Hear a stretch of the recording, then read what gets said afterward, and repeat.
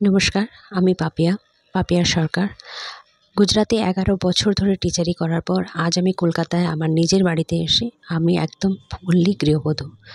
আমি এটা সন্ধেবেলায় ফুল তুলছি। হয়তো ভাবছেন ফুল তোলা কেন দেখাচ্ছি। সন্ধেবেলায় যখন সন্ধে দেব সেই সময় আমি ঠাকুরের কাছ থেকে সমস্ত ফুলগুলো যেগুলো আমি সকালবেলায় পুজো করার সময় ঠাকুরকে দিয়েছিলাম সেগুলো সমস্ত তুলে নিচ্ছি। এটা শিখিয়েছে আমার বড় ননদ। আমার বড় ননদ বলেছে যে সকালবেলার যে ফুলটা থাকে সেই ফুলটাই হচ্ছে বিকেলবেলাতে তুলে নিতে হবে, বাসি ফুল ঠাকুরের মাথায় দিয়ে রাখতে হবে না।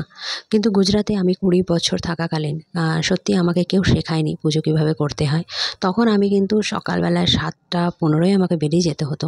তো তাড়াহুড়োর মধ্যে আমি ঠাকুরকে পুজো দিতাম, প্রসাদ চড়াতাম এবং খুব তাড়াতাড়ি আমি প্রসাদ এবং ফুল দুটোই থেকে যেত এবং চলে যেতাম আমি।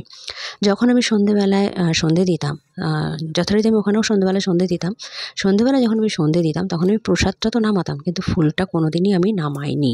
কারণ ফুলটা আমি পরের দিন আবার যখন পুজো করতাম তখনই নামাতাম। আর ওখানে বিশেষ করে জবা ফুল তো আমার দেওয়া হতো না, ওখানে কিনে গাঁদা ফুলই দিতাম আমি। তো গাঁদা ফুল এত সতেজ দেখতে থাকে, নামাতে মন করে না। তা সেই জন্য আমি কোনোদিনই নামাইনি। আমার মনেও হয়নি যে ফুলটা নামাতে হবে। আমি জানি না আমি কী ভুল করে এসেছি বা কী, তাই জন্যই হয়তো ঠাকুর আমি যা চাই সব কিছু দেন না। আমার হাতের লেখায় কোথায় কী গণ্ডগোল আছে আমি জানি না। হয়তো এই ছোটো ছোটো পাপগুলোই আমি করেছি বা এই ছোটো ছোটো ভুলগুলো আমি করে এসেছি, তাই হয়তো আজকে আমাকে অনেক কিছুই দেয়নি।